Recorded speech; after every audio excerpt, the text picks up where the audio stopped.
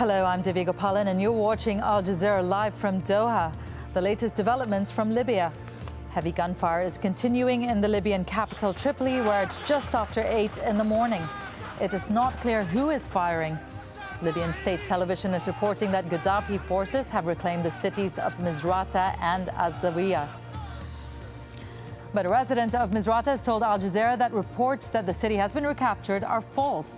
State TV also showed these pictures of tanks, armored personnel carriers and other weapons it says were seized on Saturday from rebels in AlJazeera. Opposition fighters continue to cling to their stronghold of Benghazi, but Libyan state television says forces loyal to Gaddafi are now on their way to the city. Well, intense gunfire has been heard before dawn on Sunday in the Libyan capital, Tripoli. Let's go straight to our correspondent, Anita McNaught, who is in the capital there. Anita, what's the latest? Well, the intense gunfire you describe is continuing, and it's now 2 hours that it's been going on for. But the quality of the noise out here in central Tripoli has changed, interestingly, in the past half an hour or so. Increasingly, we started to hear the honking of horns that is so typical of a celebration here, and then chants, pro-Gaddafi chants, occasionally a woman shrieking with in a sort of celebratory manner, and we're seeing people on the street now, people walking, not running. So there's an intriguing mix of things going on here. The amount of gunfire, the mix of calibers, including rather much heavier caliber gunfire, in addition to semi-automatic rifles and pistols, suggests that something rather more serious was going on. And yet what we have happening at the moment here is something that sounds very much like a typical celebratory moment in Tripoli. But we're also hearing ambulance sirens, and we're also, early on in the evening, of course, saw a lot of police cars moving very fast. So without being absolutely in the thick of it, we're surrounded by it, but without being absolutely in the thick of it, very hard to determine what exactly is contributing to this mix of shooting, shouting, and honking that's going on in Tripoli this morning. Anita, put this into context for us. In other areas around Libya, we're seeing very clear pictures of clashes. But what has been happening in Tripoli over the past few days that has led up to this? Tripoli has been at times almost as silent as the grave. This is a city that has been locked down, intensely nervous, anxious, and seeing only sporadic protests in some of the residential districts. Because after the first initial protest in the Tahrir Square equivalent, if you like, the area called Green Square here, which resulted in a number of fatalities, a bloody crackdown by government forces, and we're told snipers positioned on the roofs of neighboring buildings, Tripoliites became far too nervous to come out in public in any numbers in areas where they felt they could be subject to fatal danger.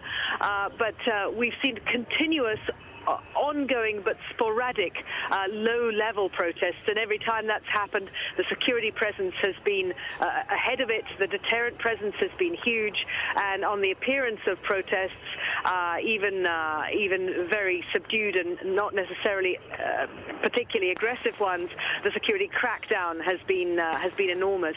What has been going on below the radar, we are told, and we understand you have been told as well by people you've been in touch with, is that there have been a continual series of arrests through the city. So security cars arriving late at night at the homes of people and just scooping up family members and taking them away.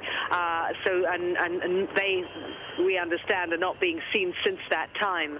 So a lot of fear in Tripoli, which has, and also partnered with, it has to be said, the fact that this city has a huge number of supporters of the regime and the status quo, who are energetically engaged in maintaining their position and supporting their leader.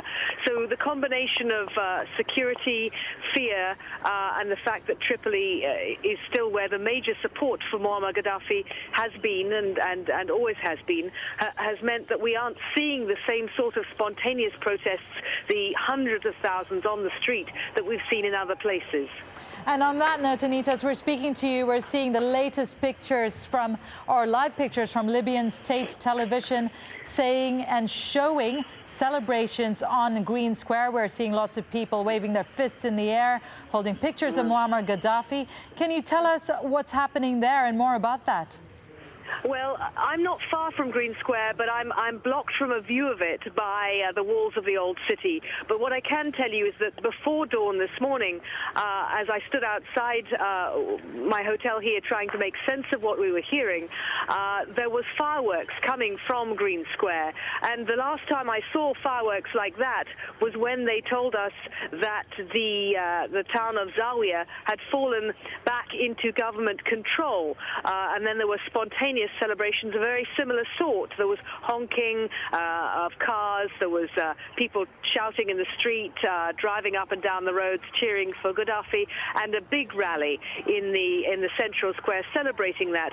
Now, the problem with all of this was that we were told firmly that Zawiya had fallen and that it was down to the last 20 rebels. They were holed up in a mosque and it was all over. But as we now know, 2 days later, that simply wasn't the story at all. When people are told here that there have been gains by the government against rebel forces, then they do come out and celebrate. That's very much the pattern of what we've seen here. Anita, I'd like to pick up on that, but stay with me as I update our viewers on what they're seeing. These are live pictures from Libyan state television of Green Square, where people are apparently celebrating. They're holding up pictures of Muammar Gaddafi, waving their hands in the air.